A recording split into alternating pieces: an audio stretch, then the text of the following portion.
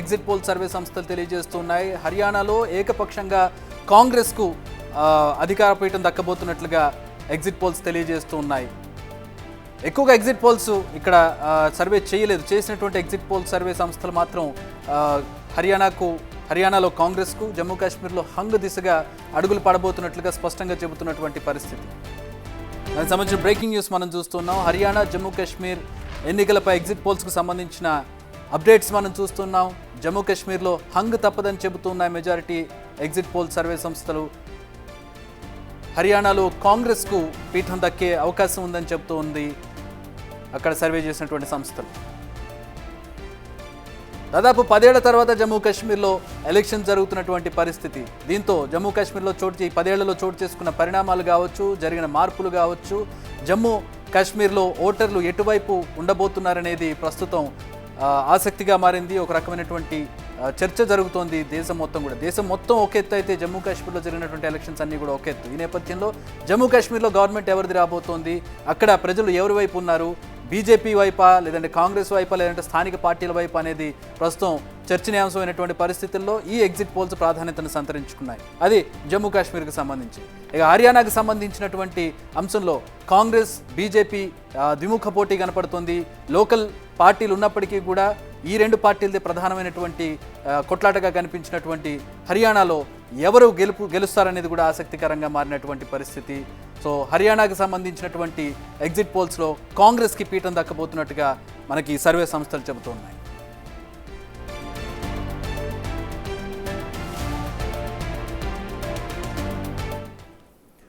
అలాంటి మాట్లాడదాం. ఈ రెండు రాష్ట్రాలకు సంబంధించినటువంటి ఎగ్జిట్ పోల్స్కి సంబంధించినటువంటి సర్వేలు ఏ విధంగా ఉన్నాయి, వాటి విశ్లేషణలు ఏ విధంగా ఉన్నాయో గణేష్ అని తెలుసుకుందాం. గణేష్, ముందుగా జమ్మూ కాశ్మీర్ విషయానికి వెళ్దాం. 10 ఏళ్ల తర్వాత అక్కడ ఎలక్షన్ జరిగింది. ఈ 10 ఏళ్లలో ఎన్నో మార్పులు వచ్చాయి జమ్మూ కాశ్మీర్లో, భౌగోళికంగా కావచ్చు, మనకు పరిపాలనా పరంగా కావచ్చు, ప్రజల్లో కావచ్చు. సో ఏంటి ఈ 10 ఏళ్ల తర్వాత జరిగినటువంటి ఎలక్షన్స్లో ఇప్పుడు చూపిస్తున్నటువంటి ఎగ్జిట్ పోల్స్కి ఏ విధంగా మనం దీన్ని రిలేట్ చేసుకోవచ్చు?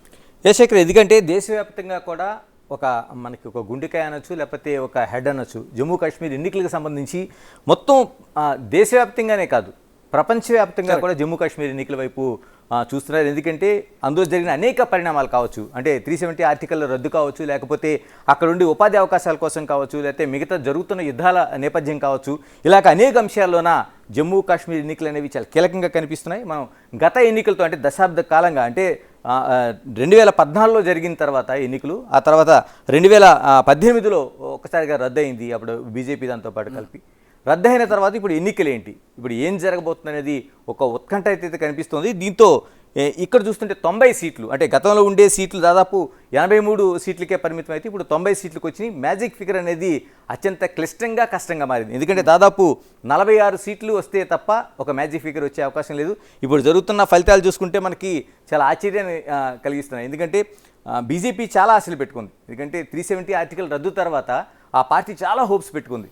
ఎందుకంటే అప్పుడుండే శాంతి భద్రతలు కావచ్చు, చాలా మార్పులు చేసింది బీజేపీ. గవర్నమెంట్ వచ్చాక, ఎన్డీఏ గవర్నమెంట్ వచ్చాక కాశ్మీర్ పరంగా చాలా ఖర్చు పెట్టింది, చాలా మార్పులు చేసింది పరిపాలనా పరంగా.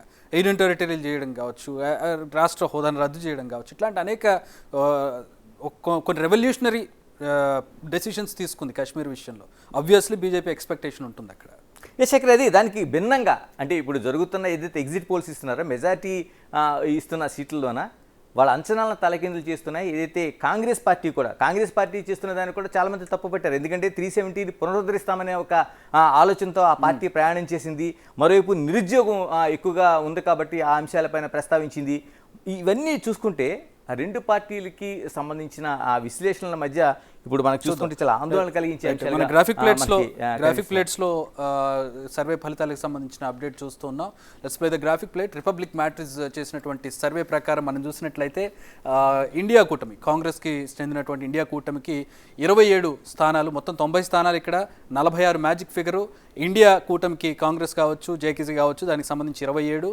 ఇక బీజేపీకి సంబంధించి 25, పీడీపీ 28, ఇతరులు 7 స్థానాలను కైవసం చేసుకుపోతున్నట్లుగా రిపబ్లిక్ మ్యాట్రిక్స్ సర్వే చెబుతూ ఉంది.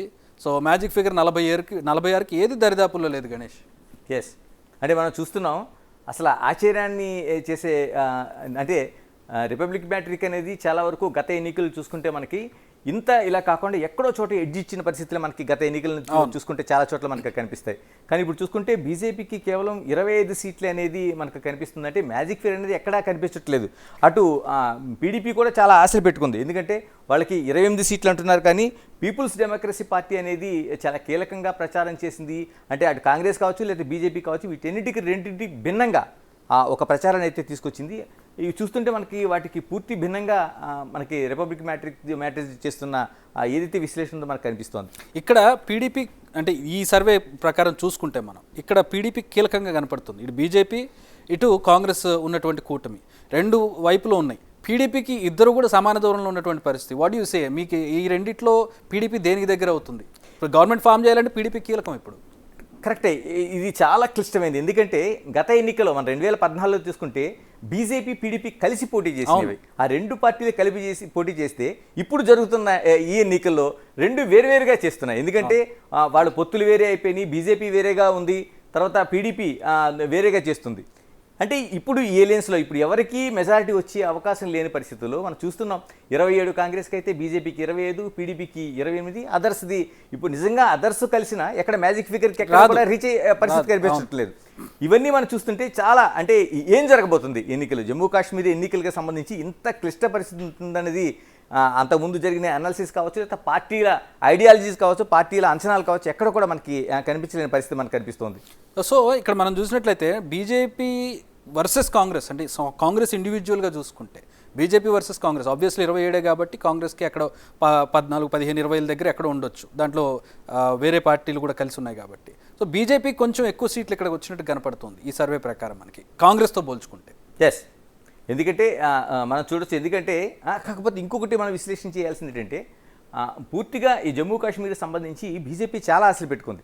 అందుకనే మనకి పీపుల్ డెమోక్రసీ పార్టీ నుంచి దూరంగా జరిగింది. ఎందుకంటే గతంలో 2014లో ఎన్నికల్లో వాళ్ళు దాన్ని పొత్తు పెట్టుకొని ప్రయాణం చేసిన ఈసారి 370 ఆర్టికల్స్ కావచ్చు, లేకపోతే మిగతా అంశాలు అంటే భద్రతకు సంబంధించిన అంశాలు కావచ్చు, లేకపోతే మేము పూర్తిగా అక్కడ నిరుద్యోగాన్ని దూరంగా తీసుకెళ్తామనే అంశం కావచ్చు, ఇలాగ అనేక అంశాలు ముడిపడడంతో నా పార్టీ సింగిల్ దీనిగా ఖచ్చితంగా మెజారిటీ వస్తుందన్న ఆశ వాళ్ళకి వచ్చింది. ఇప్పుడు కాంగ్రెస్కి సంబంధించి చూద్దాం. కాంగ్రెస్ 27 స్థానాలతో ఉన్న పీడీపీ అనేది అత్యంత కీలకంగా మారింది. చాలా ఎన్నికల్లో మనకి అదర్స్ అయితే మిగతా వాళ్ళు ఉంటారు, కానీ ఇప్పుడు ఎన్నికలు చూసుకుంటే కాంగ్రెస్ పీడీపీ అంటే పీపుల్స్ డెమోక్రసీ పార్టీ అనేది ఎవరితో కలవబోతుంది అంటే గతంలో 2014 ఎన్నికల్లో ఉన్న ఏదైతే పొత్తుందో వాళ్ళ ఒక జర్నీ ఉందో ఆ జర్నీతో అంటే ఎన్నికల్లో ఇప్పుడు వేరువేరుగా పోటీ చేసాం, మనం అనేక ఎన్నికలు చూసాం. ఎందుకంటే ఎన్నికల్లో ప్రచారం వేరే, ఆ జర్నీ వేరే. ఏదైతే ప్రభుత్వం ఏర్పాటు చేయాల్సిన అంశం గతంలో పొత్తు అనే ఒక స్నేహభావం ఉన్న బంధం ఉన్నప్పుడు తర్వాత కూడా కలిసే అవకాశం ఉంటుంది. ఇప్పుడు మన ఏపీలో చూసాను జనసేన ఏం జరిగింది, ముందు ఒకసారి కలిసి చేశారు, తర్వాత విడిపోయి చేశారు, మళ్ళీ మొన్న కలిసిపోయి చేశారు. మేబీ పీడీపీ బీజేపీకి దగ్గర అవకాశం ఉండొచ్చు. ఇక్కడే ఒక కీలకమైన అంశం, ఎందుకంటే బీజేపీ తన ప్రచారాన్ని పూర్తిగా 370 ఆర్టికల్స్ పైన చేసింది. తర్వాత ఏదైతే యుద్ధం జరిగిందో మనకి యుద్ధం జరిగి ఇజ్రాయెల్ హమాస్ కావచ్చు, లేకపోతే హజ్బుల్లా కావచ్చు, వీటిపైన ఆ రెండు యుద్ధాల ప్రభావంతో కావచ్చు బీజేపీ క్వైట్ ఆపోజిట్లో తన ప్రయాణం సాగిస్తే దీనికి పీడీపీ అంటే గతంలో కలిపి పోటీ చేసిన పీడీపీ దీనికి పూర్తి భిన్నంగా బీజేపీ ఐడియాలజీకి పూర్తిగా అంటే స్వతంత్రంగానే జమ్మూ కాశ్మీర్ ఉండాల్సిన అవసరం ఉంది. 370 ఆర్టికల్ని పూర్తిగా వాళ్ళు భిన్నంగా వ్యతిరేకించారు. జరుగుతున్న ఎన్నికల్లోనే ఎక్కువ శాతం మంది కశ్మీరులు నష్టపోతున్నారు అనే ఒక అంశాన్ని తెరపైకి తీసుకొచ్చింది. ఇవన్నీ చూసుకుంటే ఒక చాలా క్లిష్టమైంది. అంటే ఇవ్వడం కోసం మ్యాట్రిజోల్ ఒక ఫిగర్ ఇచ్చిన దాన్ని ఖచ్చితంగా సరే మ్యాట్రిజోల్ చూద్దాం. నెక్స్ట్ మనకి దైనిక్ భాస్కర్ కూడా వచ్చింది. దైనిక్ భాస్కర్కి సంబంధించిన ప్లే చేసినట్లయితే దైనిక్ భాస్కర్ సర్వే ఎట్లా ఉందో ఒకసారి చూద్దాం. దైనిక్ భాస్కర్ సర్వే చూసినట్లయితే ప్రస్తుతం మనం జమ్మూ కాశ్మీర్కి సంబంధించి రెండు భిన్నంగా అంటే కాస్త భిన్నంగా ఇచ్చినటువంటి పరిస్థితి. దైనిక్ భాస్కర్ సర్వే చూస్తున్నాం. ఇండియా కూటమి కాంగ్రెస్తో కూడినటువంటి ఇండియా కూటమికి 35 నుంచి 40 సీట్లు వస్తాయని, బీజేపీకి 20 నుంచి 25 సీట్లు వస్తాయని, పీడీపీకి 4 నుంచి 7 సీట్లు. అసలు దానికి దీనికి సంబంధం లేనటువంటి సర్వేలు మనం చూస్తూ ఉన్నాం. బీజేపీకి కాస్త దగ్గరగా ఇచ్చాడు, కానీ పీడీపీ ఇండియా కూటమి రెండింటికి చాలా డిఫరెంట్. పీడీపీకి అయితే అసలు నక్కకి నాగలో కనుకున్నటువంటి డిఫరెన్స్ ఇచ్చాడు. అది ఇక్కడ దైనిక్ భాస్కర్లో మనం చూడాల్సింది ఏంటంటే అదర్స్కు సంబంధించి అంటే ఇతరులకు సంబంధించిన ఒక కీలకమైన అంశంగా మనకు కనిపిస్తుంది. 12 నుంచి 16 సీట్లు ఇచ్చారు. అంటే వీళ్ళు ఎవరితో ఉండబోతున్నారు అంటే బీజేపీయా లేకపోతే కాంగ్రెసా, ఈ రెండు పార్టీల మధ్య ఎవరికి వాళ్ళు మొగ్గు చూపబోతున్నారు అనేది కీలకం ఉంది. ఇక్కడ పీడీపీ మాత్రం పూర్తిగా ఐసోలేటెడ్ అయిపోయిన పార్టీగా అది కనిపిస్తూ ఉంది. అంటే ఇప్పుడు అదర్స్ పైన దైనిక్ భాస్కర్ సర్వే ప్రకారం అటు కాంగ్రెస్ 35 ఇక్కడ కూడా సింగిల్ లార్జెస్ట్ పార్టీ రాలేదు ఇందులో కూడా, ఎక్కడ రాలేదు. ఈవెన్ కూటమి ఇండియా కూటమికి కూడా 40 దాకా మాక్సిమం ఇచ్చాడు తప్పితే మ్యాజిక్ ఫిగర్ 46 ఎక్కడా లేదు. అందుకని ఇది ఏంటుంది, ఇప్పుడు మ్యాజిక్ ఫిగర్ ఇవ్వలేదు కాబట్టి ఖచ్చితంగా అదర్స్ పైన ఆధారపడాల్సి ఉంది. తర్వాత పోనీ అదర్స్ నుంచి కాకపోయినా పీడీపీ అనేది కాంగ్రెస్తో ఎలియన్స్ కానీ, అంటే బీజేపీతో సేమ్ అంతకుముందు మనం మాట్లాడుకున్నట్టు ఏదైతే అంశం ఉందో, అంటే పూర్తి వైరుధ్యంగా వాళ్ళ ప్రచారాలు జరిగాయి కాబట్టి 2014లో వికటించిన ఆ పొత్తు ఉంది కాబట్టి పీడీపీ కానీ ఇండియా కాంగ్రెస్తో కానీ జత కట్టితే ఖచ్చితంగా అక్కడ ఆ మ్యాజిక్ ఫిగర్ అనేది వాళ్ళు కైవసం చేసుకునే అవకాశం అయితే కనిపిస్తుంది. సో నెక్స్ట్ దైనిక్ భాస్కర్ తర్వాత పీపుల్స్ పల్స్ సర్వే ఏ విధంగా చూద్దాం. జమ్మూ కాశ్మీర్లో 90 సీట్లకు గాను పీపుల్స్ పల్స్ ఇచ్చినటువంటి సర్వేలో ఇండియా కూటమి 46 నుంచి 50, బీజేపీ 23 నుంచి 27, పీడీపీ 7 నుంచి 11, అదర్స్ 4 నుంచి 6 ఇతరులు. సో ఒక్క దాంట్లో మాత్రం మనకి ఒక సింగిల్ లార్జెస్ట్ పార్టీ మనకి మెజారిటీ కనబడుతోంది. గణేష్ ఇండియా కూటమి 46 నుంచి 50 సీట్లు, ఇది ఒక్క దగ్గర కనిపించింది మనకి. సో ఇక్కడ పీపుల్స్ పల్స్ ఒకటి దీనికి ప్రోగా ఇచ్చినట్టు కనపడుతుంది మనకి ఖచ్చితంగా. ఎందుకంటే నేషనల్ కాన్ఫరెన్స్ పార్టీ ఏదైతే ఉందో కాంగ్రెస్తో కలిపి ప్రయాణం చేసిన దాంట్లో ఖచ్చితంగా మ్యాజిక్ ఫిగర్ అంటే 46 నుంచి 50 ఏదైతే కావాల్సిన మ్యాజిక్ ఫిగర్ ఏదైతే ఉందో అది వచ్చే అంశం ఉంది. దట్టు పీడీపీ కావచ్చు లేకపోతే అదర్స్ కావచ్చు, వీళ్ళు ఎక్కడా కూడా సమంగా లేదు. మరోవైపు బీజేపీకి ఉండే ఒక పరిస్థితిని మనం చూడాల్సి వస్తే ఇక్కడ మొత్తం కామన్ ఎలిమెంట్ చూస్తే బీజేపీకి 25కు మించి ఎక్కువ రాదని చెప్పి 3 సర్వేలు చెప్తున్నారు. ఎస్, ఇప్పుడు కామన్గా మన పీపుల్స్ కావచ్చు, పీపుల్స్ పల్స్ కావచ్చు, లేకపోతే దైనిక్ భాస్కర్ కావచ్చు, మనం ఇలాగ ఈ 3 సర్వేలు మనం చూసిన తర్వాత ఏదైతే చాలా ఆశలు పెట్టుకున్నాయో, అంటే భారతీయ నినాదం కావచ్చు, లేకపోతే 370 ఆర్టికల్ రద్దు విషయం కావచ్చు, భద్రతకు సంబంధించింది కావచ్చు, ఇలాగ అనేక అంశాలతో బీజేపీ ప్రధానమంత్రి సైతం చాలా హోప్స్ పెట్టుకున్నది. భారతీయ జనతా పార్టీ పూర్తి స్థాయిలో, ఎందుకంటే భారతమాతకి ఒక హెడ్ లాంటిది అనేది ఒక బీజేపీ ప్రచారం. ఇటీవల కాలంలో కొత్త గవర్నమెంట్లు ఏర్పడిన తర్వాత అంత తీవ్రమైనటువంటి నిర్ణయాలు జమ్మూ కాశ్మీర్కి సంబంధించి ఏ గవర్నమెంట్ తీసుకోవాలి. ఎస్, ఎందుకంటే సాహసం చేయలేదు. ఫస్ట్ సాహసం చేయలేదు. రాజ్యాంగ సవరణ ఉండే అంశాలను ప్రస్తావించడం అంటే నిజంగా ఆ పార్టీ చాలా పెద్దగా జేజేలు పలికారు. ఎందుకంటే ఆర్టికల్ 370 అనేది చాలా కాలంగా వస్తున్నది. కాంగ్రెస్ పార్టీ ఒక స్పష్టమైన స్టాండ్తో ఉంది. అంటే ఇంత జరిగినా కాదు ఆందోళన వ్యక్తమైంది, నిరసన వ్యక్తమైంది, జమ్మూ కాశ్మీర్ అంతా చాలా నిరసన వ్యక్తమైంది. కానీ ఇప్పుడు జరిగిన తర్వాత 370 రద్దు తర్వాత ఉండే పరిస్థితులు మనం చూస్తే, కానీ బీజేపీ ఇక్కడ ఒక లాజిక్ మిస్ అయింది. ఆ 370ని రద్దు చేయడం అనేది దేశం అంతా సంతోషిస్తుంది, కానీ కాశ్మీర్ ప్రజలు సంతోషించకపోవచ్చు. కానీ ఇక్కడ ఎలక్షన్ జరిగిన దేశం అంతా ఒక ఎత్తు, జమ్మూ కాశ్మీర్లో ఎలక్షన్స్ పర్సనల్గా అక్కడ జరిగితే ఒక ఎత్తు ఉంటుంది. ఎస్, ఎందుకంటే ఇక్కడ ఇంకొక కీలకంగా జమ్మూ కాశ్మీర్ ప్రజలు ఒక సెంటిమెంట్గా ఫీల్ అయ్యేది లడాఖ్ని వేరు చేయడం అనేది. అక్కడ నుంచి వాళ్ళని వేరు చేసి ఏదైతే ఉందో వేరు చేసి ఈ రెండింటికి స్వతంత్ర ప్రతిపత్తి పోవడం ఒకటైతే, మరోవైపు ఆ లడాఖ్ని వేరు చేసి దాన్ని వేరుగా చేయటం. ఎందుకంటే జమ్మూ కాశ్మీర్ ప్రజలకు సంబంధించింది ఆ 3 కూడా వేరు కాదు. వాళ్ళకి వాళ్ళ వివాహ సంబంధాలు కావచ్చు, వ్యాపార సంబంధాలు కావచ్చు, లేదా మిగతా అనేక సంప్రదాయాలు, కానీ ఒక అనుబంధం అయితే ఉంది వాళ్ళందరికీ కూడా. ఎస్, దాన్ని పూర్తిగా ఒక సెంటిమెంట్గా ఫీల్ అయ్యారా? మనకి పీపుల్స్ పల్స్ సర్వే చూస్తుంటే ఖచ్చితంగా కాంగ్రెస్ ఏదైతే 370 ఆర్టికల్ను పునరుద్ధరిస్తామనే ఏదైతే ఒక వ్యాఖ్య ఉందో, మరోవైపు వాళ్ళు తీసుకొచ్చిన అంశం ఇంత జరిగిన తర్వాత కూడా, అంటే 2014లో బీజేపీ అంతా బీజేపీ పీడీపీ కలిసి పోటీ చేసిన తర్వాత కూడా ఎక్కడ నిరుద్యోగం పోయిందనేది ప్రధానమైన ప్రశ్న అయితే సంధించారు. కాంగ్రెస్ ఇప్పుడు దీన్ని క్యాష్ చేసుకున్నట్టుగానే మనకి పీపుల్స్ పల్స్ సర్వే చూస్తుంటే కనిపిస్తుంది. ఇతరులకు సంబంధించి చాలా వరకు అక్కడ అనేక సంస్థలు పోటీ చేసినా ఎక్కడ నామాత్రం కూడా కనిపించడం లేదు ఇందులోన. రైట్, ఒకసారి మన ఢిల్లీ ప్రతినిధి శివ జాయిన్ అవుతున్నారు, శివ దగ్గరికి వెళ్దాం. రైట్ శివ, మనం పీపుల్స్ పల్స్ సర్వే చూసాము, అలాగే దైనిక్ భాస్కర్ చూసాము, మ్యాటిజ్ సర్వే చూసాము. జమ్మూ కాశ్మీర్కి సంబంధించి ఏంటి బీజేపీ పెట్టుకున్నటువంటి హోప్స్ ఆ స్థాయిలో రిజల్ట్ ఇచ్చినట్టుగా కనపడడం లేదు. బీజేపీ చేసిన పనులు కావచ్చు, అక్కడ జరిపినటువంటి సంస్కరణలు కావచ్చు, సో కాల్డ్ ఏవి కూడా అంత గొప్పగా రిజల్ట్స్ ఇచ్చినట్టు కనపడడం లేదు ఎగ్జిట్ పోల్స్లో. డెఫినెట్గా మీరు అన్నట్లుగా కూడా వారు చేసిన పనులు కానీ గతంలో 10 సంవత్సరాల కాలంలో చేసిన పనులు కొన్ని వ్యతిరేక ప్రజల విశ్వాసాన్ని పొందలేకపోయాయి గత 10 సంవత్సరాల కాలంలో. తర్వాత ఈ 3వసారి అధికారం చేపట్టిన తర్వాత తొలిసారి ఈ 2 రాష్ట్రాల్లో అధికారం ఎన్నికలు రావడం, అందులోనూ జమ్మూ కాశ్మీర్ను అత్యంత ప్రతిష్టాత్మకంగా అన్ని పార్టీలు తీసుకున్నాయి. దానిలోనూ ఇంతకుముందు మీ ఇద్దరు నగేష్ గారు మీరు ఇద్దరు డిస్కస్ చేసిన సందర్భంలో కూడా ఇది లడాక్ అలాగే జమ్మూ కాశ్మీర్కి సంబంధించి కూడా వేరు చేయడం, అక్కడ ప్రతిపత్తిని కోల్పోవడం వల్ల కూడా ప్రజల ఆగ్రహానికి అక్కడ బీజేపీ ఆగ్రహానికి గురవ్వాల్సి వచ్చింది. దానిలో భాగంగానే అక్కడ జేఎన్సీ అలాగే కాంగ్రెస్ 2 పోటీ చేసే అధికారాన్ని చేపట్టబోతున్నాయి. మరోవైపు ఇటు హర్యానాలో కూడా సేమ్ సీన్ రిపీట్ అయింది. 10 సంవత్సరాలు అధికారంలో ఉన్నప్పటికీ మూడోసారి అధికారంలోకి వస్తామని ధీమా వ్యక్తం చేస్తున్నప్పటికీ కూడా అక్కడున్న వ్యతిరేకత వల్ల అక్కడ కిసాన్, నవజవాన్, అలాగే వీరు మొత్తం అందరూ కూడా మరికొంతమంది సంబంధించి అక్కడ అంత వ్యతిరేకత ఉన్న నేపథ్యంలోనే అక్కడ హర్యానాలో కూడా అధికారం కోల్పోవాల్సిన పరిస్థితి వచ్చింది. దేశవ్యాప్తంగా కూడా అధికారం మూడోసారి వచ్చినప్పటికీ కూడా కేంద్ర అధికారంలో ఉన్నప్పటికీ ప్రజల ఆదరణ అనేది బీజేపీ తొరగలేకపోయింది. గత 10 సంవత్సరాల కాలంలో చేపట్టిన ఏదైతే కావచ్చు వారి పాలన, ప్రజలకు పాలన మొత్తం శివ, ఇప్పుడు యుద్ధ ప్రభావం ఎంత ఉంది? ఎందుకంటే మనకి చాలా 370 ఆర్టికల్ పైన చాలా వరకు హోప్స్ అనేది బీజేపీ పెట్టుకున్న యుద్ధ ప్రభావం ఎలా ఉంది అంటే ఇజ్రాయెల్ హమాస్తో కావచ్చు, మిగతా వాళ్ళతో కావచ్చు యుద్ధం చేస్తున్న పరిస్థితులు ఉన్నాయి. అక్కడ లోకల్గా ఎలాంటి సెంటిమెంట్ ఫీల్ అవుతున్నారు? రైట్, ప్రతి ఈ సందర్భంలో కూడా ఇతర దేశాలకు సంబంధించి ఆ ఇంపాక్ట్ అనేది కూడా కొంత మన దేశంపై పడే అవకాశం కనిపిస్తుంది. దాని ప్రభావం కూడా ఉండే అవకాశం ఉంది. మొత్తంగా ఇటు జమ్మూ కాశ్మీర్లో ఉగ్రవాద స్థావరాలు ఎక్కువ ఉంటాయి. పక్కనే పాకిస్తాన్ ఉంది. పాకిస్తాన్కి సంబంధించిన వారందరూ కూడా వచ్చి జమ్మూ కాశ్మీర్లో స్థావరాలు ఏర్పరచుకోవడం, అక్కడ ముస్లిం కమ్యూనిటీ ఎక్కువ ఉండటం, అక్కడ బీజేపీ వ్యతిరేకంగా వారికి కొన్ని నిర్ణయాలు తీసుకోవడం వారికి వ్యతిరేకంగా కూడా కొంత ప్రభావం చూపించింది. ఇక్కడ జమ్మూ కాశ్మీర్తో పాటు హర్యానాలో కూడా ప్రధానంగా ప్రభుత్వ వ్యతిరేక ఓటు అనేది కాంగ్రెస్కు ప్లస్ అయింది. ఇప్పుడు హర్యానాలో కూడా సింగిల్ హర్యానాలో కాంగ్రెస్ అధికారం చేపట్టబోతుంది. హర్యానాకు సంబంధించి రెజ్లర్ సమస్య తాజాగా మనకి అంటే ఒక రకమైనటువంటి ఇంపాక్ట్ క్రియేట్ చేసినట్టు కనపడుతోంది. రెజ్లర్లు కాంగ్రెస్లో జాయిన్ అవ్వడం, బీజేపీకి వ్యతిరేకంగా వ్యాఖ్యలు చేయడం, వాళ్ళకు సంబంధించి కొన్ని కాన్స్టిట్యున్సీస్ ఉండడం, ఆ కాన్స్టిట్యున్సీస్లో పోటీకి నిలపడం, ఈ ఎలిమెంట్ గురించి ప్రత్యేకంగా మీరు అబ్జర్వ్ చేసింది ఏంటి?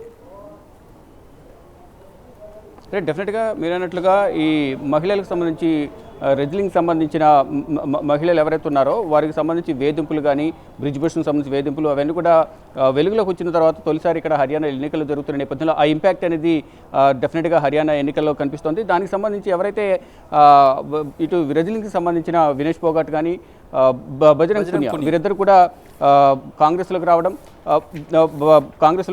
వారు వచ్చిన తర్వాత కాంగ్రెస్ బలం అనేది మరింత పెరిగింది. దానికి సంబంధించిన వారి సామాజిక వర్గానికి సంబంధించిన వారందరూ కూడా కాంగ్రెస్ వైపు మొగ్గు చూపడం, వారందరూ కూడా కాంగ్రెస్ పట్టం కట్టడం, ఇదంతా కూడా కాంగ్రెస్కి ఎన్నో అవకాశాలను కల్పించింది. మొత్తంగా చూసుకుంటే సింగిల్ లార్జెస్ట్ పార్టీగా కాంగ్రెస్ అక్కడ అధికారం చేపట్టబోతుంది. ప్రజెంట్ మనతో అంటే ఎగ్జిట్ పోల్స్ అన్నీ కూడా కాంగ్రెస్కి పట్టం కడుతున్నాయి. ఇటు హర్యానాలో కాంగ్రెసే విజయం సాధించబోతుంది, సింగిల్ లార్జెస్ట్ పార్టీకి అవతరించబోతుంది అంటూ చెప్తున్నారు. మరోవైపు జమ్మూ కాశ్మీర్లో కూటమిదే అధికారం అంటూ కూడా ఎగ్జిట్ పోల్స్ అని కూడా చెప్తున్నాయి. ఇక మనతో పాటు పీపుల్స్ ఫస్ట్ డైరెక్టర్ దిలీప్ గారు ఉన్నారు. వారిని అడిగి మరింత సమాచారం తెలుసుకుందాం. 2 రాష్ట్రాల్లో కూడా వీరు సర్వే నిర్వహించారు. ప్రజెంట్ ఎగ్జిట్ పోల్స్ అన్ని కూడా ఇటు జమ్మూ కాశ్మీర్ అలాగే హర్యానా రెండు కూడా ఇటు జమ్మూ కాశ్మీర్లో కూటమిదే అధికారం అంటున్నాయి, ఇటు హర్యానాలో కాంగ్రెస్ అధికారం అంటూ చెప్తున్నాయి.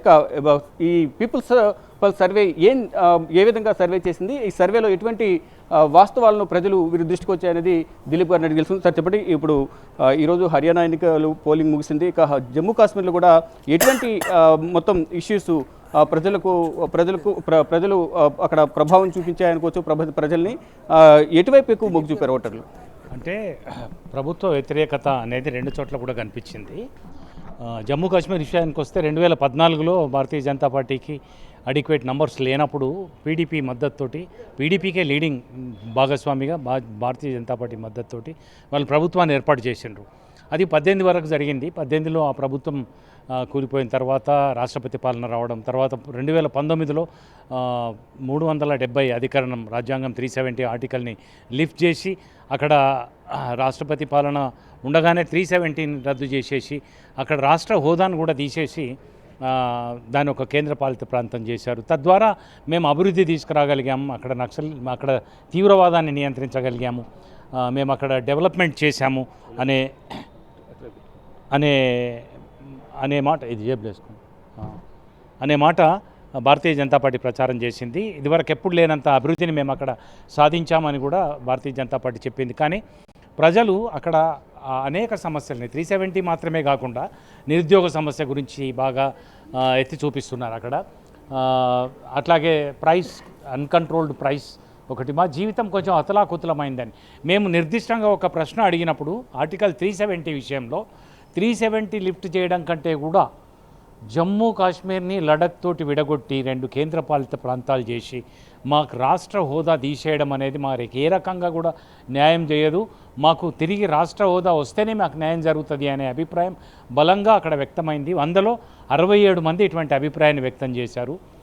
వాళ్ళు అన్నట్టు శాంతి భద్రతలు మెరుగ్గాలేదా, అభివృద్ధి జరగలేదా అంటే అభివృద్ధికి అనుకూలంగాను శాంతి భద్రతలు కాస్త మెరుగైనాయి అని ఒక 30% మంది ప్రజలు దిలీప్ గారు ఒక చెప్తారు. కానీ క్యూరియస్ నిరుద్యోగ సమస్య గురించి కానీ అక్కడ దిలీప్ గారు వినబడుతుందా?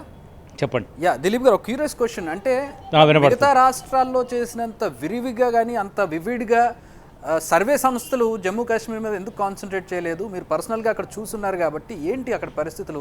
సర్వేకి ఇంత తక్కువ మంది వెళ్ళడానికి కారణం 1, 2, 3 సంస్థలు తప్పించి మెజారిటీ సంస్థలు అక్కడ సర్వే ఎగ్జిట్ పోల్ సర్వే చేయడానికి కానీ వెళ్ళినట్టు కనబడడం లేదు, ఇఫ్ ఐఎమ్ నాట్ రాంగ్.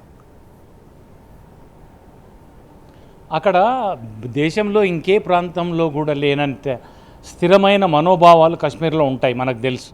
అయితే కాశ్మీర్లో ఇదివరకు కాశ్మీర్లో ఎన్నికలు బహిష్కరించండి అని పిలిపించి నామమాత్రంగా ఎన్నికల్లో పాల్గొనేవాళ్ళు ఇవాళ 58% నుంచి 60% దాటి 64% వరకు పోలింగ్లో ఉత్సాహంగా పాల్గొన్నప్పుడే వాళ్ళ మనోభావాలు ఖచ్చితంగా ప్రతిబింబిస్తాయి అనే భావన ఏర్పడ్డది. మేము సర్వే జరిపినప్పుడు కూడా అత్యధికులు వాళ్ళు ఎన్సీ పట్ల వాళ్ళకు ప్రాబల్యం ఉన్న చోట కాంగ్రెస్కి మేము నంబర్స్ ఇచ్చాం, మీరు టేబుల్ డిస్ప్లే చేస్తున్నారు. ఉమ్మడిగా కలిసి 46 స్థానాల నుంచి 50 స్థానాల వరకు కాంగ్రెస్ ఎన్సీ కాంబినేషన్కి వచ్చే అవకాశాలు ఉంటే 23 నుంచి 27 స్థానాలు మాత్రం భారతీయ జనతా పార్టీకి వచ్చే పరిస్థితులు కనిపిస్తున్నాయి. దాంట్లో నేను చెప్పినట్టుగా ప్రజా సమస్యలు కూడా ప్రతిబింబిస్తున్నారు. వాళ్ళు డెవలప్మెంట్ లేకుండా ఉంది అంటున్నారు, మాకు యాక్సెస్ టు ఎమ్యూనిటీస్ లేదు అంటున్నారు.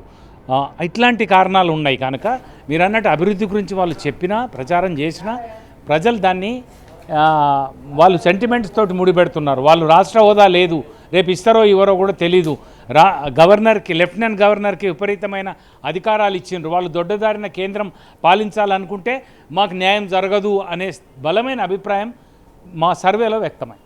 దిలీప్ రెడ్డి గారు ఒక చిన్న ప్రశ్న. మీరు టోటల్గా వచ్చే ఎనాలిసిస్తో పాటు ఒక కీలకమైన అంశాన్ని మీరు ప్రస్తావించారు. ఎందుకంటే అక్కడ ఉండే సీఎంలు ఎవరైతే సీఎంగా చేశారో లేకపోతే ప్రెసిడెంట్ ఉన్నారో వీళ్ళది వాళ్ళకి ఉండే పర్సంటేజ్ని బట్టి మీరు ఒక విశ్లేషణ అయితే చేశారు. అంటే ఎవరికి ఎంత శాతం మంది మొగ్గు చూపుతున్నారు అనేది.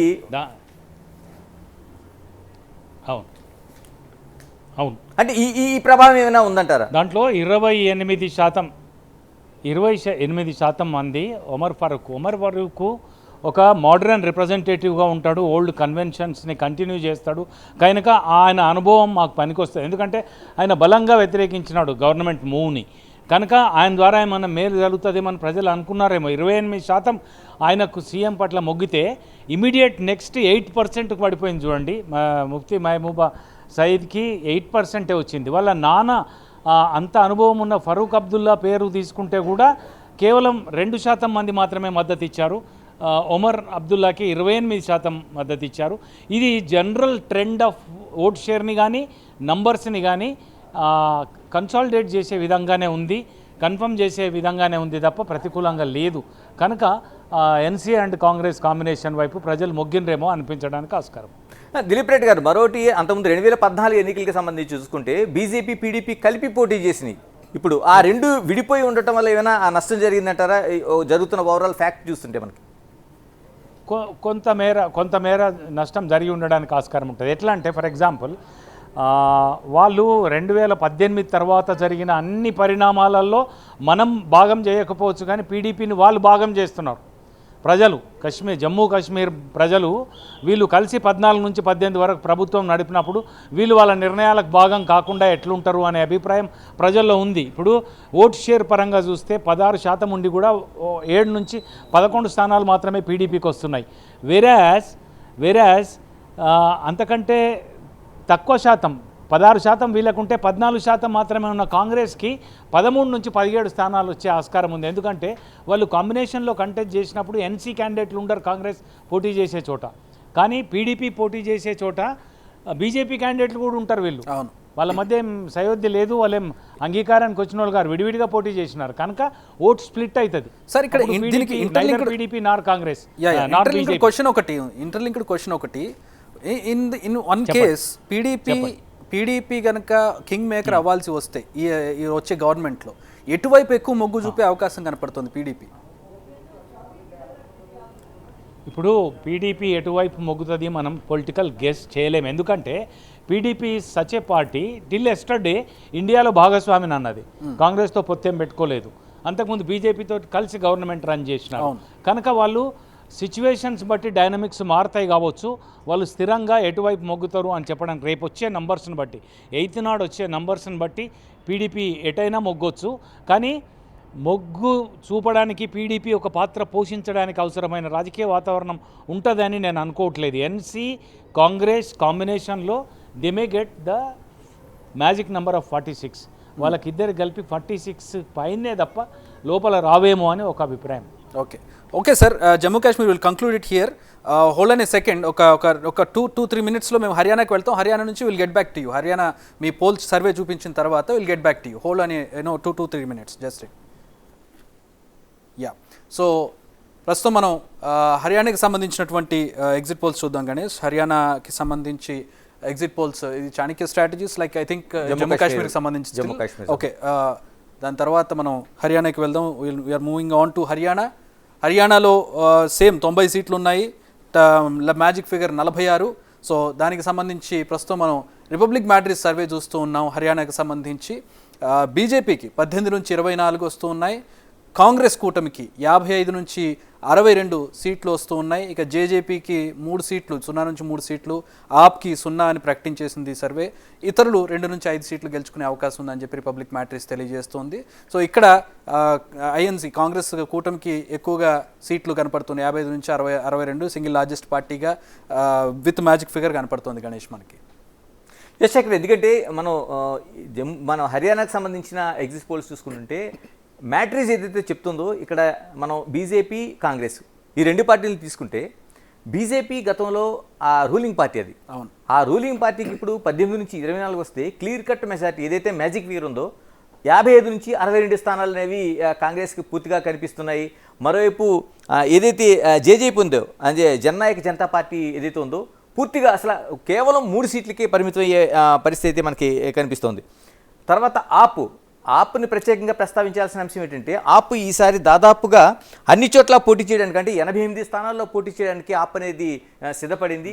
మనం చూస్తుంటే మ్యాట్రిక్స్ ఫలితాల్లో చూసుకుంటే క్లియర్ కట్గా మనకి హర్యానాలోన ఎటువంటి సందేహం లేకుండా 46కి దాదాపుగా 55 నుంచి 62 సీట్లు వచ్చి అక్కడ గవర్నమెంట్ ఫామ్ చేసే అవకాశం ఉందనేది క్లియర్ కట్గా. So next moving on, next survey సంస్థలు ఏమేమి చెప్పే ఒకసారి క్విక్గా చూద్దాం.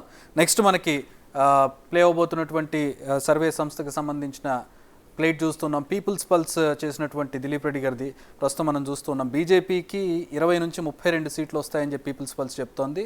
కాంగ్రెస్ మిత్రపక్షాలకు 49 నుంచి 61 సీట్లు వస్తాయని చెప్పి చెబుతోంది. ఐఎన్ఎల్డీకి ఇక్కడ 2 నుంచి 3 సీట్లు వస్తాయని చెప్తోంది. జేజేపీకి 0 నుంచి 1, ఇతరులు 3 నుంచి 5. సో మోరార్లెస్ అవే సీట్లు మనకి ఇక్కడ కూడా కనపడుతున్నాయి. సో నెక్స్ట్ సర్వే సంస్థ దైనిక్ భాస్కర్ సర్వే సంస్థ ఇచ్చినటువంటి సర్వే రిపోర్ట్ మనం చూస్తూ ఉన్నాం. సో దైనిక్ భాస్కర్ హర్యానా విషయంలో ఏమిచ్చింది? బీజేపీకి 15 నుంచి 29, కాంగ్రెస్కి 44 నుంచి 55, ఐఎన్ఎల్డీకి 1 నుంచి 5, జేజేపీకి 0 నుంచి 1, ఆప్కి ఇక్కడ మాత్రం మనకు 1 సీట్ వచ్చే అవకాశం చూపిస్తోంది. అదర్స్ 4 నుంచి 9 సీట్లు. ఇక నెక్స్ట్ మనకి చాణక్య స్ట్రాటజీస్ ఎట్లాంటి రిజల్ట్ ఇచ్చింది ఎగ్జిట్ పోల్స్కి సంబంధించి ఒకసారి చూద్దాం. Exit poll survey of Chanakya strategies చూసినట్టయితే ఇక్కడ కూడా సేమ్ మనకి రిజల్ట్ కనపడుతుంది. బీజేపీ 21 నుంచి 24, ఐఎన్సీ 51 నుంచి 55, జేజేపీ ఐఎన్ఎల్డీ 0, ఆప్కి మాత్రం ఇక్కడ 4 నుంచి 6 సీట్లు కనపడుతున్నాయి, ఇతరులు 7 నుంచి 9 సీట్లు. సో మొత్తంగా ఇవి మనకి హర్యానాలో ఉన్నటువంటి సర్వే. ఇంకా చివరిగా మనకి చూసినట్లయితే ధ్రువ్ రీసెర్చ్ నుంచి మనకి ఒక సర్వే అందుతోంది. ధ్రువ్ రీసెర్చ్ సర్వే చూసినట్లయితే మనకి బీజేపీ 22-32, ఐఎన్సీ మోరార్లెస్ మనకి మొత్తం అన్ని సర్వేలు అదే కనపడుతున్నటువంటి పరిస్థితి. అంటే టోటల్గా చూసుకుంటే ఎక్కడ కూడా దానికి ఏమి సందేహాలు లేవు. క్లియర్ కట్గా కాంగ్రెస్ అనేది అంటే దాదాపుగా మనకి ఇప్పటికి 5 సర్వేలకి స్పష్టంగా చూసుకుంటే దాదాపుగా అన్ని సర్వేలు కూడా మనకి మెజారిటీ అనేది అంటే 4-5 సీట్లు అటు ఇటు అంతే పూర్తిగా వచ్చే అవకాశం ఉందని అంటే హర్యానాలో మనకి. ఒకసారి దిలీప్ రెడ్డి గారి దగ్గరికి వెళ్దాం. దిలీప్ రెడ్డి గారు పీపుల్ సర్వే సంస్థ నుంచి వారు ఇచ్చినటువంటి Dilip Reddy garu we are on. So Dilip Reddy garu మీరు ఇచ్చిన సర్వే పీపుల్స్ పల్స్ సర్వే నుంచి 20 నుంచి 32 బీజేపీకి, 49 నుంచి 61 కాంగ్రెస్ ప్లస్ అండ్ జేజేపీ 0 నుంచి 1, INLD 2, 3.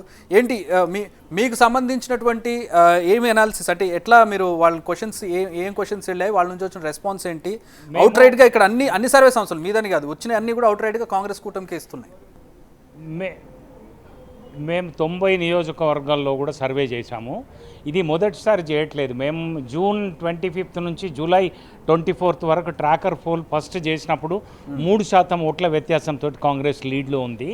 2024 పార్లమెంట్ ఎన్నికల్లో ఆధిక్యత కాంగ్రెస్ సాధించి అంతకుముందు 10 పార్లమెంట్ సీట్లు వచ్చిన బీజేపీని 5 పార్లమెంట్ సీట్లకు పరిమితం చేసినప్పుడే కాంగ్రెస్ రేజ్ అయింది. కాంగ్రెస్ అసలు బీజేపీ డిక్లైన్ అనేది 2019 ఎన్నికల్లోనే స్టార్ట్ అయింది. వాళ్ళకి అడిక్వేట్ నంబర్ రాకుండా 40కి వచ్చి ఒక 10 స్థానాలు గెలిచిన జేజేపీతో కలిసి గవర్నమెంట్ ఫామ్ చేసినప్పటి నుంచి మొదలు పెడితే 2024 సార్వత్రిక ఎన్నికల్లో 10 స్థానాలకు 5 మాత్రమే గెలిచి ఓట్ షేర్లో కూడా తగ్గిన క్రమంలో కాంగ్రెస్ రేజ్ అవుతూ అది కాన్స్టాంట్గా రేజ్ అవుతూ వచ్చి ఇవాళ 7% ఓటు వ్యత్యాసం వరకు వచ్చింది. కారణాలు ఏమై ఉంటాయంటే మీరు అన్నట్టుగానే మల్టిపుల్ ఫ్యాక్టర్స్ ఉన్నాయి. 10 ఏళ్ళుగా అధికారంలో ఉన్నారు, యాంటీ ఇన్కంబెన్సీ ఉంది, నిరుద్యోగ సమస్య ఉంది, ధరల పెరుగుదల ఉంది.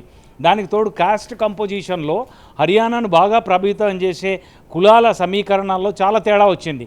బలంగా ఉన్న జాట్లు ఇదివరకు వాళ్ళకి మద్దతు ఒకసారి 2014లో వాళ్ళకి మద్దతు ఇచ్చినారు. 2019లో జాట్లు బాగా లీడ్ చేసినటువంటి జననాయక జనతా పార్టీ 10 సీట్లతోటి మద్దతు ఇచ్చింది. కానీ ఈసారి విచిత్రంగా జాట్స్ ముఖ్యంగా వ్యవసాయం వాళ్ళ గ్రిప్లో ఉంటుంది.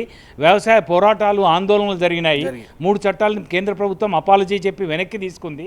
ఆ రైతాంగం ఇవాళ జాట్ కమ్యూనిటీ మొత్తం రైతాంగంతో సహా వాళ్ళు కాంగ్రెస్ వైపు మొగ్గినారు.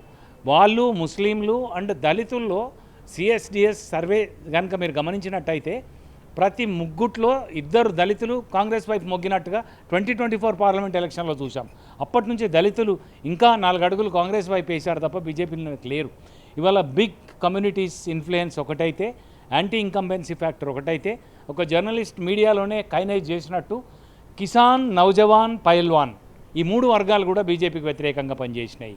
కిసాన్ ఆందోళన మనకు తెలుసు. నౌజవాన్ యువత నిరుద్యోగం ఉంది. అక్కడ అగ్నిపథిని వ్యతిరేకిస్తున్నారు. హర్యానా నుంచి ప్రతి ఆల్టర్నేట్ ఆర్ థర్డ్ ఫ్యామిలీ నుంచి మిలిటరీలో పనిచేసే వాళ్ళు ఉంటారు. వాళ్ళకి తెలుసు అగ్నిపథ్ యొక్క మంచి ఏంటి చెడేంటి. అందుకని వాళ్ళు స్ట్రాంగ్గా అపోజ్ చేస్తున్నారు. అట్లాంటిది బీజేపీ కేంద్రంలో రాష్ట్రంలో 10 ఏళ్ళుగా అధికారంలో ఉండడం, అగ్నిపథ్ లాంటి ప్రపోజల్ తీసుకురావడం, దాన్ని వ్యతిరేకిస్తున్న యువత కీసాన్, నౌజవాన్ అండ్ పహిల్వాన్. మీరు వినేష్ పోగట్ క్యాండిడేట్ అయింది చివరికి.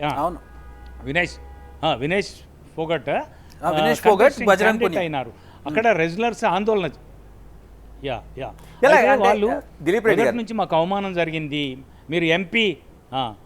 దిలీప్ రెడ్డి గారు, అంటే టోటల్గా మీరు చెప్తున్నది 3 అంశాలపైనే, అంటే ఏదైతే జవాన్, కిసాన్, పైల్వాన్ ఈ 3 అంశాలే ప్రభావితం చేశాయా, లేకపోతే మిగతావి పాలనాపరంగా ఉండే అంశాలు ఏమైనా దోహదం పడ్డాయంట? ముఖ్యమంత్రులు మార్చడం లాంటివి ఇట్లాంటి అంశాలు ఉన్నాయి కదా. ముఖ్యమంత్రుల్ని మార్చడం కూడా వాళ్ళకి సామాజిక సమీకరణాల పరంగా ఎంతో కొంత భారతీయ జనతా పార్టీకి లాభించింది తప్ప నష్టం చేయలేదు. కానీ ప్రజల్లో అభివృద్ధి లేమి అనేది కొట్టొచ్చినట్టుగా అనిపించింది. కరప్షన్ అండ్ నాన్ డెవలప్మెంట్ ఈ రెండింటిని వాళ్ళు సీరియస్గా తీసుకున్నారు. మీరు కంపోజిషన్లో జాట్లు, నాన్ జాట్ కన్సాలిడేషన్ కోసం బీజేపీ ప్రయత్నం చేసినప్పుడు ఓబీసీల్లో మద్దతు లభించింది. కానీ 2019లో లభించిన ఓబీసీ మద్దతు కూడా ఇవాళ లేదు. ఓబీసీల్లో కూడా స్ప్లిట్ వచ్చింది. వాళ్ళు ఇంకా ఇవాళకి బలంగా నమ్ముతున్నది ఓబీసీల సపోర్టే. అయినా కూడా రీజన్ వారీగా చూసుకుంటే అవుట్ ఆఫ్ 6 అడ్మినిస్ట్రేటివ్ రీజన్స్లో 3 రీజన్స్లో కాంగ్రెస్ డామినేట్ చేస్తుంది. 2 రీజన్స్లో మాత్రమే భారతీయ జనతా పార్టీ లీడ్ చేస్తుంది. లీడ్ చేసే 2 రీజన్స్లో కూడా వాళ్ళకి రెబల్స్ బెడద ఉంది కాంగ్రెస్ కంటే బలంగా. ఇట్లాంటి మల్టిపుల్ ఫ్యాక్టర్స్ వల్ల భారతీయ జనతా పార్టీ మొత్తం సమీకరణలో ఆప్ పాత్ర ఏంటి? మొత్తం ఎలక్షన్ ఈక్వేషన్స్ లో ఆయన జైలు నుంచి బయటకు వచ్చి ఈ ప్రచారం చేసి సింపతి పొందే పరిస్థితి గతంలో ఉన్నటువంటి పరిస్థితి కూడా ఇప్పుడు కనపట్టలేదు మీ సర్వే ప్రకారం. దిలీప్ రెడ్డి గారు, ఇక్కడ చిన్న దీనికి ఆప్కు సంబంధించింది. దాదాపుగా ఆ పార్టీ అనేది 88 స్థానాల్లో పోటీ చేసింది. చాలా కాన్ఫిడెంట్గా ఉంది. ఎందుకంటే వాళ్ళు ఆ లోకల్ అనే ఒక నినాదాన్ని తీసుకొచ్చారు. ఇవన్నీ ఏమి పనిచేయకుండా ఇప్పుడు చూస్తుంటే 88 స్థానాల్లో కనీసం అన్ని ఎగ్జిట్ పోల్స్ని చూసుకుంటే 8 స్థానాలు కూడా ఎక్కడ కనిపించడం లేదు మనకి. అంటే ఆప్, మనము ఢిల్లీలో ఆప్కి హర్యానాలో ఆప్కి సంబంధం లేదండి. 2 వేరు రాజకీయ స్వరూపాలే వేరు. పైగా హర్యానా పీపుల్ పంజాబీని వాళ్ళ మీద రుద్దడం కానీ పంజాబ్ నాయకత్వాన్ని తమ మీద కానీ అంగీకరించారు కనుక ఆప్లో కేజ్రీవాల్ పంజాబీస్ని ప్రమోట్ చేస్తారనే ఒక భావన హర్యానా ప్రజల్లో ఉంటుంది. పైగా అది పొలిటికల్గా కూడా ఎస్టాబ్లిష్ అయింది కాదు, ఇవాళ కాదు. వాళ్ళు మొట్టమొదట రాజకీయ ప్రవేశం చేశాము అనుకున్న నాడు అటు హిమాచల్ ప్రదేశ్లో, ఇటు ఉత్తరాఖండ్లో, ఇటు హర్యానాలో సర్వే చేసుకుంటే కూడా ఆ ఇరుగు పొరుగు రాష్ట్రాలు వేటి కన్నా కూడా ఢిల్లీలోనే ఉపయుక్తంగా ఉంటుంది అని ఒక రిపోర్ట్ ఆప్కి వచ్చిన విషయం నాకు తెలుసు. అందుకని హర్యానాలో వాళ్ళు సిగ్నిఫికెంట్గా లేకపోవడానికి వాళ్ళ ఓట్ షేర్ పర్సంటేజ్ కూడా మేము సర్వే చేసినప్పుడు 90 నియోజకవర్గాల్లో కాన్స్టాంట్గా 3 సార్లు సర్వే చేస్తే కూడా ఎప్పుడు 1%కి మించి ఓట్ షేర్ వచ్చే పరిస్థితి ఆపు. ఎందుకు సార్ మరి అందుకు తమను తాము ఎక్కువ ఊహించుకున్నారా? వాళ్ళు తమను తాము ఎక్కువ ఊహించుకున్నారా? కాంగ్రెస్తో ఉంటే కాస్త కూస్తే ఎంతో కొంత మిగిలేదు కదా, ఎందుకు విడిపోయి తప్పు చేశారు అనుకోవచ్చు వాళ్ళని విడిగా పోటీ చేసి? క్వైట్ పాసిబుల్ అండి. ఒకసారి మీరు ఒకటి గుర్తించండి, పబ్లిక్ స్పెక్ట్రంలో ఒక క్లారిటీ ఉంటుంది. మన మీడియాలో అనేక సందేహాలు ఉంటాయి కానీ పబ్లిక్ స్పెక్ట్రంలో ఒకవేళ పబ్లిక్ కనుక భారతీయ జనతా పార్టీని ఈసారి అధికారంలోకి రానియకుండా అడ్డుకుందాం అనుకున్నప్పుడు ఓట్లు ఆప్కో, ఐఎన్ఎల్డీకో, జేపీపీకో, జేజేపీకో చిట్లిపోవడం అనేది ప్రజలకు ఇష్టం ఉండదు.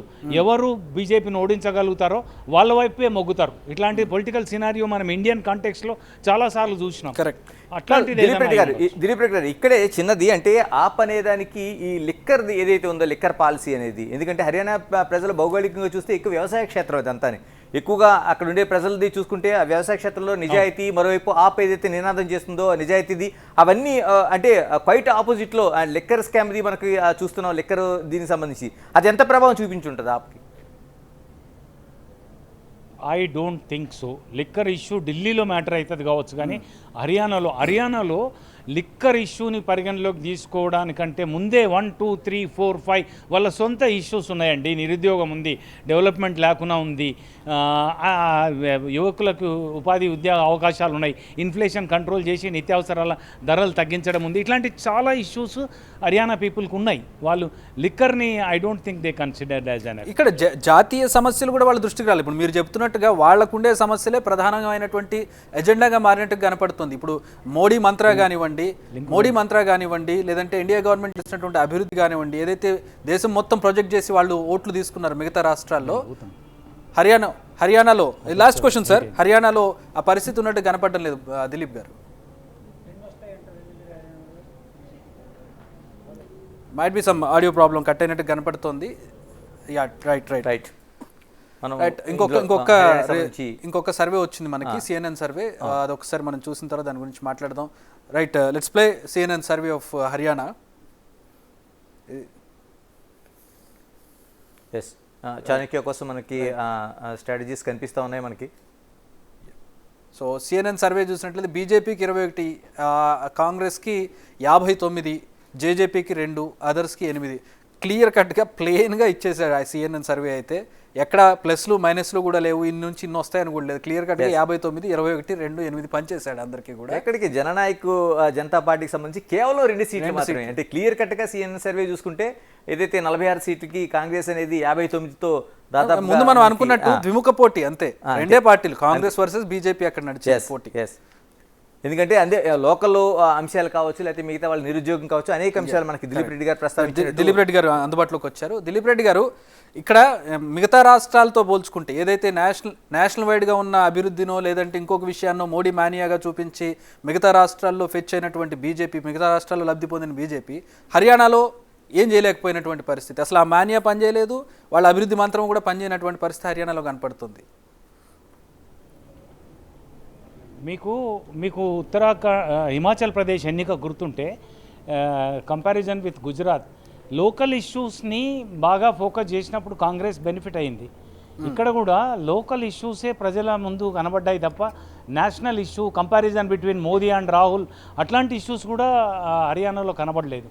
వాళ్ళు 1, 2, 3, 4 అనే లోకల్ ఇష్యూస్నే తీసుకోవడం వల్ల కూడా BJP disadvantage and Congress advantage అయింది అనిపిస్తుంది. యాంటీ ఇన్కంబెన్సీ, ప్రభుత్వ వ్యతిరేకత ఏ స్థాయిలో ఉందనుకోవచ్చు? ఇక్కడ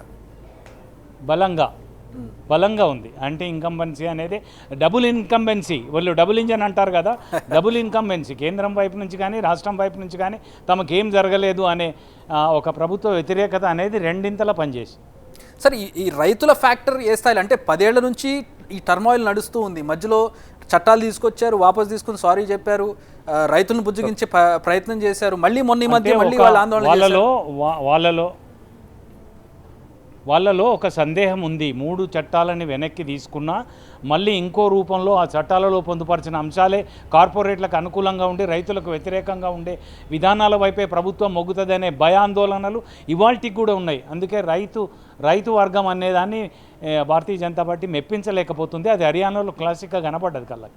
దిలీప్ రెడ్డి గారు, చివరిగా ఒక ప్రశ్న. మనకి జననాయక జనతా పార్టీ అంటే గతంలో ఉన్న 10 సీట్లతో వాళ్ళు ఉన్నారు, ఎందుకు ఇంత వైఫల్యం ఉంది? వాళ్ళకి ఏ ఫ్యాక్టర్స్ పనిచేసినాయి మనకి? అంటే అక్కడ అగ్రికల్చర్ని డామినేట్ చేసే కమ్యూనిటీ ఇప్పుడు మన దగ్గర ఉన్నట్టుగానే మనకు దగ్గర కొన్ని వర్గాలే ఆంధ్రాలో కానీ తెలంగాణ కానీ అగ్రికల్చర్ని ఎట్లా డామినేట్ చేస్తాయో అట్లా జాట్ కులం అనేది ఎన్నికల్లో ఓటర్లను ప్రభావితం చేసే తత్వమైన వ్యవసాయం వాళ్ళ ఆధిపత్యంలో ఉన్నదైనా కనుక వాళ్ళే ఆ ఫ్యాక్టర్ అయ్యి జాట్లు ఇప్పుడు ఏకపక్షంగా కాంగ్రెస్ పార్టీకి మద్దతు ఇవ్వడం అనే దాంతో జేజేపీ అనేది జీరో అయిపోయింది. అక్కడ జేజేపీకి 1% కూడా, even less than 1% vote share కనబడ్డది మా సర్వేలో. మేమే ఆశ్చర్యపోయాం. లాస్ట్ టైం 16.5% ఓట్ షేర్ ఉంది వాళ్ళకి, ఈసారి అట్లా. Right, thank you very much Dilip గారు. Thanks for joining, thanks for your time.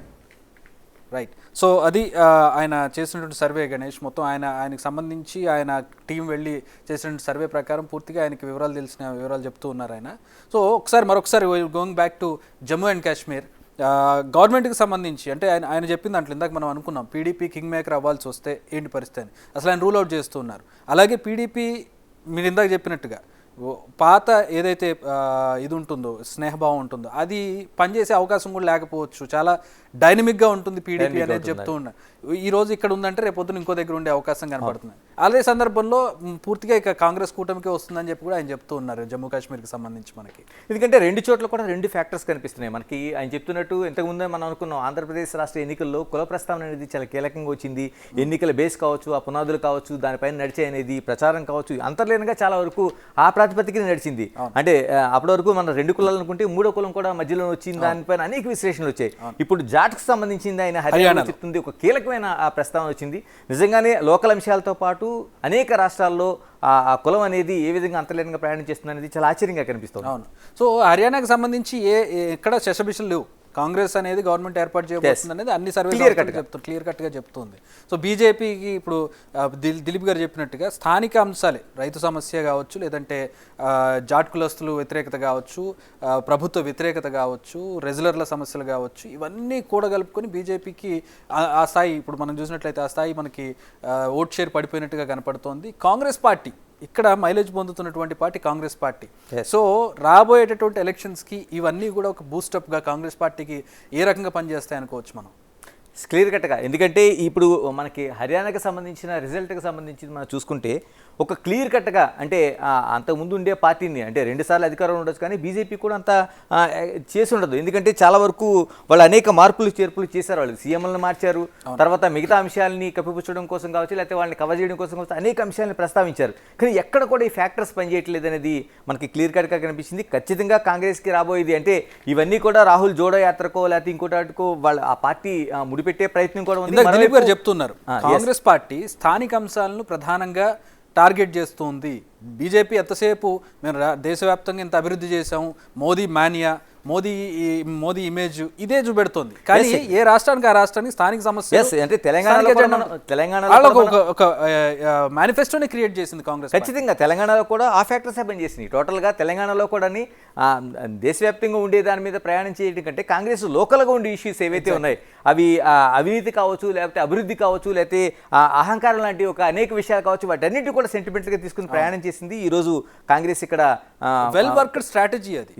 స్థానిక అంశాలని పట్టుకొని ఆ పల్స్ని పట్టుకుని లాగడం అనేది. ఇప్పుడు బీజేపీ ఎంతసేపు ఏం ప్రచారం చేసుకోవాలో అది ప్రచారం చేసుకుంటుంది. When it comes to BJP versus Congress రాష్ట్రాలకు వెళ్ళినట్లయితే వాళ్ళకి స్థానిక అంశాలు, ఇప్పుడు హర్యానా లాంటి రాష్ట్రం కల్ట్, వాళ్ళు స్థానికత మీద ఆధారపడతారు. హర్యానా అంటే హర్యాణవి, జాట్వి అంటే వాళ్ళు అసలు రక్తాలు చిందించేటటువంటి పరిస్థితి ఉంటుంది. అట్లాంటి రాష్ట్రంలో వెళ్ళి నేను మోడీ మేము ఇంత అభివృద్ధి చేశారు, ఏది మా అభివృద్ధి ఏది, మా రాష్ట్రంలో అభివృద్ధి ఏది, మా రైతుల పరిస్థితి ఏంటి, మా కులాల పరిస్థితి ఏంటి అనే క్వశ్చన్ వాళ్ళకి వచ్చేటటువంటి పరిస్థితి కనపడుతుంది మనకి. సో కాంగ్రెస్ పార్టీకి అంటే రాబోయేటటువంటి రోజుల్లో ఇప్పుడు మొన్న ఎలక్షన్ కావచ్చు, అంటే అధికారంలోకి వచ్చి ఉండకపోవచ్చు, కానీ చాలా డ్రాస్టిక్ చేంజ్ కనిపించింది. బీజేపీ ఓట్ షేర్లో పడిపోవడం కానీ, కాంగ్రెస్ పార్టీకి సిగ్నిఫికెంట్ ఓట్ షేర్ ఎక్కువ అవడం కానివ్వండి, ఇప్పుడు ఈ 2 రాష్ట్రాల ఎలక్షన్స్లో కాంగ్రెస్ పార్టీ పరిస్థితి కానివ్వండి, రాబోయేటటువంటి ఎలక్షన్స్కి ఏ విధంగా సమీకరణలు జోడించుకోవచ్చు మనం వీటిని? ఎస్, క్లియర్గా. ఎందుకంటే లోకల్ అంశాలు మీరు చెప్పినట్టు లోకల్గా అంశాల ప్రస్తావనతో పాటు ఏదైతే అంటే ఒక సెంటిమెంట్ ముడిపెట్టే అంశాలు ఉన్నాయి. మన జమ్మూ కాశ్మీర్లో చూసుకుంటే 370 ఆర్టికల్తో పూర్తిగా అధికారంలోకి వస్తామని ఒక చాలా ధీమాన్ని వ్యక్తం చేసింది. ఎందుకంటే మిగతా అంశాలు ఎన్నున్నా సరే, అంటే భద్రతాపరమైన అంశాలు కావచ్చు, లేకపోతే మిగతా దానికి సంబంధించి అంటే మనం ఏదైతే నిరుద్యోగ సమస్య కావచ్చు, లేకపోతే ఆహార ఉత్పత్తులు కావచ్చు, ఇలాగ అనేక అంశాలని కాకుండా కేవలం అంటే ఒకే ఒక నినాదంతో 370 ఆర్టికల్ని రద్దు చేయడం ద్వారా, మరోవైపు ఆ స్వయం ప్రతిపత్తి తీసేయడం ద్వారా ఆ రాష్ట్రాలకు ఉండేదాన్ని మేము ఖచ్చితంగా విజయం సాధిస్తామని చెప్పింది. కానీ ఇక్కడే అంటే కాంగ్రెస్ స్ట్రాటజీని చాలామంది తప్పుపట్టారు. 370 ఆర్టికల్ని పునరుద్ధరిస్తామని చెప్పడం అనేది ఆ ఎన్నికల్లో చాలా వరకు తప్పుపట్టారు. కానీ నిజంగా ఆ ప్రజల ఆలోచన కావచ్చు, మిగతా అంశాలు చూస్తుంటే అక్కడ అంటే లోకల్గా ఉండే ఫ్యాక్టర్స్ కంటే కొన్ని అదే మనం హర్యానాలో చూసుకుంటే దానికి పూర్తి భిన్నంగా కనిపిస్తోంది. అంటే కాంగ్రెస్ ఒక స్ట్రాటజికల్గా అంటే ఎక్కడ ఉండే ఆ విషయాలు ఏవైతే ఉన్నాయో వాటిని తీసుకుని ప్రయాణించాలనుకునేది. అంటే హర్యానాలో చూసుకుంటే వ్యవసాయం కావచ్చు, లేకపోతే మిగతా అది మనం చెప్పినట్టు జవాన్ కిసాన్ ఫైల్మాన్ అంశాన్ని అగ్నిపథ్ పథకానికి సంబంధించి ఇప్పుడు ఆయన చెప్పినట్టు హర్యానాలో ప్రతి కుటుంబం నుంచి ఒక ఆర్మీ ఉద్యోగి ఉండడము, లేదంటే ఆర్మీలో పనిచేసే వాళ్ళు ఉండడము, ఈ విధంగా హర్యానా నుంచి చాలా మంది మనకు కనబడుతూ ఉంటారు. సో దాన్ని దృష్టిలో పెట్టుకుంటే అగ్నిపథ్ అనేది కూడా చాలా వ్యతిరేకత క్రియేట్ చేసింది అక్కడ మనకి. అంటే అగ్నివీర్ పథకం పైన బీజేపీ చాలా ఆశలు పెట్టుకుంది. మనం హైదరాబాద్లోనే చూసాం, ఒక స్టేషన్ తగలబెట్టే పరిస్థితులు ఆ రోజున మనకు కనిపించాయి. కానీ దీని అంతటినీ వాళ్ళు వేరేగా అంటే ఈ దేశ భవిష్యత్తు కోసం కావచ్చు, యువత భవిష్యత్తు కోసం కావచ్చు, మనకి అగ్నివీర్ పథకాన్ని అనేది మేము తీసుకొస్తున్నాం, ఇది ఖచ్చితంగా యువతని ఎక్కువ శాతం ఓటింగ్ చేస్తుందని చెప్పింది. దీన్ని వ్యతిరేకించిన పార్టీలకి అసలు ఎక్కడ ఒక నామరూపాలు లేకుండా పోతాయి అనుకున్నాం. మనం హర్యానాలో చూస్తుంటే దీనికి పూర్తిగా పబ్లిక్ అనేది మద్దతుగా లేదు. ఏదైతే యువతకి అవకాశాలు కల్పిస్తున్నాం, ఈ దేశ రక్షణకి యువరక్తాన్ని మేము తీసుకొస్తున్నాం అనే అంశం పైన నిజంగా బీజేపీ పునరాలోచన చేయాల్సిన అవసరం అయితే కనిపిస్తుంది ఖచ్చితంగా. సో ఇక హర్యానాలోని అంశం చూసినట్లయితే మనకి రైతుల సమస్య. రైతులు గత 10 ఏళ్లుగా పోరాటం చేస్తున్నారు. ఎంత పెద్ద ఇష్యూ అయిందో మనం చూసాం ఒక 4 ఏళ్ల క్రితం. ఆ తర్వాత కూడా సద్దుమణినట్టు కనపడింది, కానీ నివురుగట్టిన నిప్పులా ఉన్నట్టుగా కనపడుతుంది. మొన్న కూడా ఆగస్టు 15 సమయంలో మేము పోరాటం చేస్తాం, మేము ఆందోళన చేస్తాం, చుట్టుముడతాం అని చెప్పి ఎక్కడ మళ్ళీ అలాంటి పరిస్థితి వస్తుందేమని మనకు కొంచెం భయం కూడా వేసింది. కానీ ఆ పరిస్థితి రాలేదు. బట్ స్టిల్ దాన్ని బట్టి మనకి ఏమర్థం అవుతుందంటే, ఈ రిజల్ట్ని బట్టి ఏమర్థం అవుతుందంటే ఇంకా నివురుగప్పిన నిప్పుల రైతు సమస్య హర్యానాలో అలాగే ఉంది. ఖచ్చితంగా భారతదేశం వ్యవసాయక దేశం. ఎక్కడున్నా సరే వ్యవసాయకు సంబంధించిన ఆ ఇష్యూస్ని ప్రస్తావించాలి. గతంలో మనం చూసుకుంటే ఉమ్మడి రాష్ట్రం ఉన్నప్పుడు కేవలం ఒకే ఒక అంశం పైన వైఎస్ రాజశేఖర రెడ్డి ఆ పాదయాత్రలో రైతాంగ సమస్యలనే కీలకంగా తీసుకెళ్లిన పరిస్థితులు కనిపించినాయి. మనం హర్యానాకు సంబంధించి తీసుకుంటే ఖచ్చితంగా వ్యవసాయ క్షేత్రం మొత్తం దేశవ్యాప్తంగా ఉండే ఏదైతే పంట ఉందో ఇతర రాష్ట్రాలకు తెలియని దాదాపు ఒక 18 నుంచి 22 రకాల కాయగూరలు అక్కడ పండుతాయి. నిజంగా పూల్ మకరాన్ అనేది ఇప్పుడు మనకు వచ్చింది, కానీ దాదాపుగా ఒక 20 అంటే 2 దశాబ్దాల క్రితమే హర్యానాలో ఉన్న ఆ పంట అనేది చాలా ఎక్కువ ఉంటుంది. అంటే అది వ్యవసాయ క్షేత్రం. రెండోది పంటలకు అనుకూలంగా ఉండే క్షేత్రం. మనకి ఏంటి పానీపట్టు యుద్ధం కావచ్చు, లేకపోతే కురుక్షేత్ర యుద్ధం కావచ్చు, ఇవన్నిటికీ కూడా అనుకూలం ఉండే ప్రాంతం అక్కడ హర్యానా ప్రాంతం. అంటే ఒకటి యుద్ధ క్షేత్రంగా ఉండే ఒక సెంటిమెంట్ కావచ్చు, లేకపోతే వ్యవసాయానికి సంబంధించింది 1000 ఎకరాలు అంటే కనుచూపు మేరలో మనకి అంటే దాదాపు ఒక 4-5 కిలోమీటర్ల దూరంలో వ్యవసాయ క్షేత్రాన్ని చూసే అవకాశం అనేది మనకు హర్యానాలో కనిపిస్తుంది. అంత పెద్ద వ్యవసాయ క్షేత్రంలో ఖచ్చితంగా రైతాంగ ప్రభావం ఎంత ఉందో చూసాం. ఆందోళన కావచ్చు, అంటే వెనకంజి వేయింది. ఒక మాట చెప్పడం మడమ తిప్పని ఒక ఆందోళన అనేది రైతాంగం చూసాం. నిజంగానే ఇది కేంద్ర ప్రభుత్వంగా ఉండే బీజేపీ దీన్ని ఆ రోజున గుర్తించలేకపోయింది. కానీ ఈ రెండు విషయాల్లో బీజేపీ లాజిక్ మిస్ అయినట్టు కనపడుతుంది. ఒకటి రైతాంగ సమస్య, రెండవది అక్కడ 370 ఆర్టికల్ రద్దు చేసి దేశం మొత్తాన్ని మెప్పించిందేమో, కానీ కాశ్మీర్ ప్రజల్ని వాళ్ళ ఎమోషన్ని దెబ్బకొట్టింది అనేది ఇక్కడ మనకు క్లియర్గా అర్థమవుతుంది. రెండు విషయాల్లో కూడా వీళ్ళ స్ట్రాటజీ ఏదైతే ఉందో అక్కడ దెబ్బతింది. కాంగ్రెస్ స్ట్రాటజీ వర్కౌట్ అయింది. స్థానికత మీద వాళ్ళు దృష్టి పెట్టడం, జాతీయ అంశాలకు సంబంధించి ఒక కీలకమైన అంశంగా తీసుకోవడం, అంటే ఎక్కడ బ్యాక్ స్టెప్ వేయాలి, ఎక్కడ ముందుకు వెళ్ళాలి అనేది ఒక అంశంగా తీసుకున్నారు. ఇవన్నీ కూడా తీసుకుంటే ఆ జర్నీ అనేది బీజేపీ స్ట్రాటజికల్గా నిజంగానే ఏక్తా నినాదం అనేది జాతీయత నినాదం అనేది రెండింటిని తీసుకెళ్ళినా అక్కడ ఎక్కడ కూడా మనకి ఆ వైఫల్యం అనేది కనిపిస్తుంది.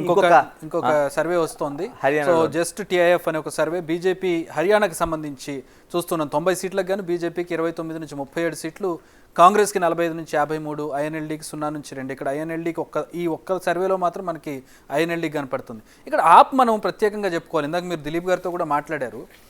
వచ్చే 1-2 సీట్లను కూడా కాంగ్రెస్ పార్టీతో ఉండుంటే వచ్చేయేమో, వాళ్ళు బయటకు వెళ్ళిపోయి ఆ 1-2 సీట్లను కూడా పోగొట్టుకున్నట్టు కనపడుతుంది గణేష్. అవును. అంటే ఇక్కడ మనం ఇది జస్ట్ సర్వేను మనం తీసుకుంటే ఇక్కడ కూడా క్లియర్ కట్గా హర్యానాకి సంబంధించి కాంగ్రెస్ పార్టీ అనేది క్లియర్ కట్గా కనిపిస్తుంది.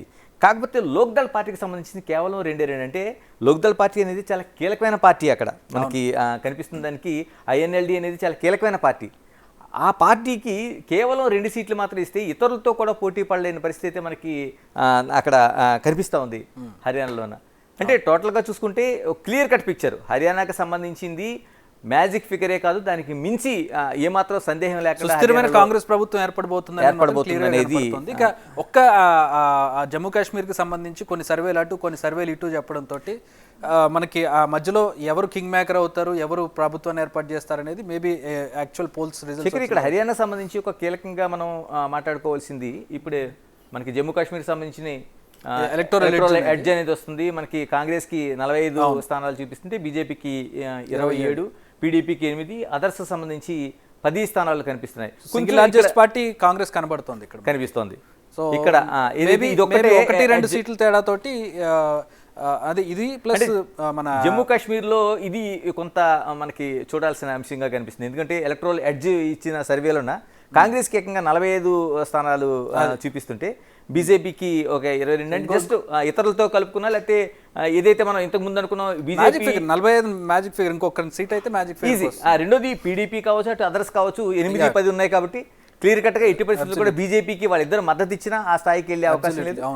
దీనికి కూడా ఒక అంటే ఇది ఎక్కువ సర్వేలు కాంగ్రెస్ అనుకూలంగా కాంగ్రెస్ అనుకూలంగా ఇచ్చి ఇప్పటివరకు మనకి హంగ్ అనేది చాలా వరకు జమ్మూ కాశ్మీర్ సంబంధించిన ఒక చిన్న